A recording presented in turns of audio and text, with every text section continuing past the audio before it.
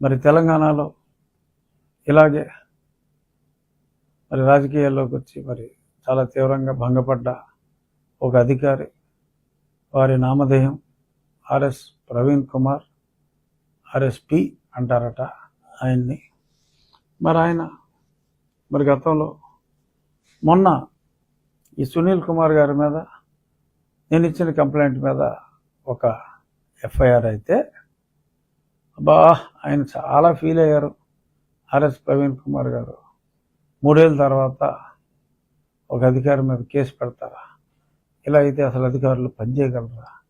అంటే మరి ఏం ఏదో పనులు చేసినా మరి మీ కులానికి చెందిన వారైతే ఒక రూలు, ఇంకొక కులం చెందిన వారైతే ఒక రూలా? సరే, ఏదో మీ బాధ ఏదో మీరు పడ్డారు, మీ మద్దతు మీరు తెలిపారు. అతను ఒక గమ్మత్తైన కామెంట్ కొట్టాడు. అసలు ఇటువంటి వాడు this guy how we got elected as an MLA I don't know అని కూడా పెట్టడం జరిగింది. అందరూ మరి ఆర్ఎస్ ప్రవీణ్ కుమార్ గారికి ఒక అద్భుతమైన రికార్డు ఉంది. సరే, అక్కడ ఎవరో మన పరిటాల రవి మరి మంచి నాయకుడు, రాయలసీమలో ఎంతోమందిని తప్పు చేసిన వాళ్ళు ఆయన పేరు చెప్తే గడగడలాడేవారు.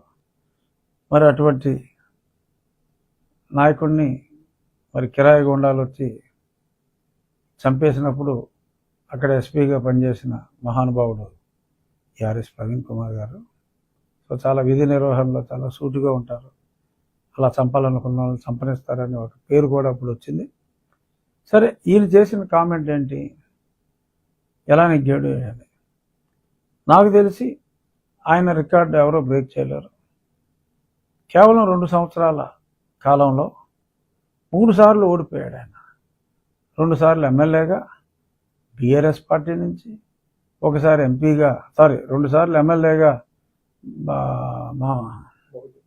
బీఎస్పీ పార్టీ నుంచి, మరొకసారి ఎంపీగా బీఆర్ఎస్ పార్టీ నుంచి మరి ఆయన ఓడిపోవటం జరిగింది.